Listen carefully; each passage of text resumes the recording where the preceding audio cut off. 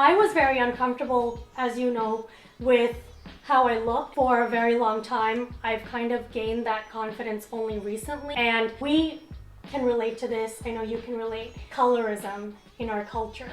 Yeah. And I'm like the dark one in my family.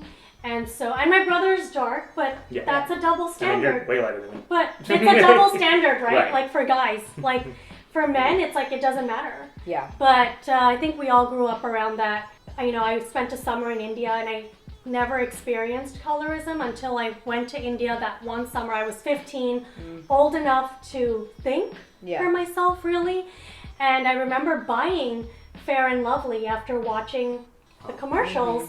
I don't know if you ever used Fair and Lovely. Yeah, I mean, I used for most of my life, unfortunately. Like, Really? just growing up, it was very normal. It was very normal to have, it was like a little bottle with a pink cap. It was just normal to have that in your home.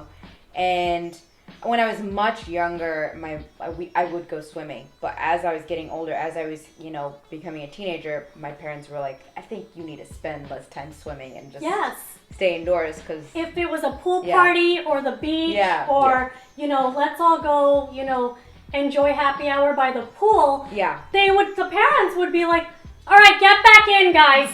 Get back in. Like, I remember all the things that you do outdoors stopped at around middle school. Like, tennis lessons stopped. Where they're like, now we're thinking about your marriage potential. Yeah, now you have to be Wheatish at least. You know? What's above Wheatish? What's lighter than Wheatish? What's lighter than Wheatish? What do you call above White? Wheatish? Right? Yeah. I don't know. Caucasian. Caucasian? I mean, even like with the most attractive girls in our school, like who men were attracted to, I wouldn't even call them men, boys. Probably still Boys. are, probably still are Children. boys, but they would consider like the light, fair-skinned Indian women the most beautiful. And so that was like internalized for us as like what beauty was. Absolutely, and magazines and growing up, we didn't have Family Karma on TV. And I would also say I was the only Indian in my school. I think I had one other that came in middle school. And we had a few Indians in our school. Yeah, you had one. We didn't have as many white people. Yeah. And no boy liked me, ever. Like, no boy liked me. Luckily enough, I was never boy crazy, and my parents were just like, study, study, study, so I wasn't. But I think my color, it did have like an effect on my confidence in like trying to date in middle school and like high school. Like I didn't think people would like me. Even as a young boy. Especially then, I'm like, oh, like I'm not what people want. Yeah, I definitely had self-esteem issues with the color of my skin versus like the people in school were all lighter than me, and obviously then, Hollywood and even Bollywood like shows you that a certain look is the way to go. And now that's changing more and more, thankfully. Slowly, a little bit. Yeah. But it's not changing with Indian grandparents.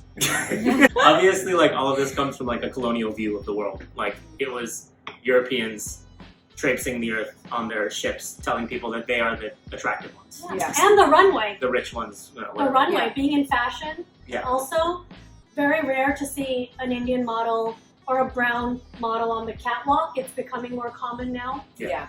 Slowly but surely. Yeah, but it's definitely from these models that we see in stores and on TV and in shows that we had growing up that have affected what we think attractive is and what we think how we think ourselves look.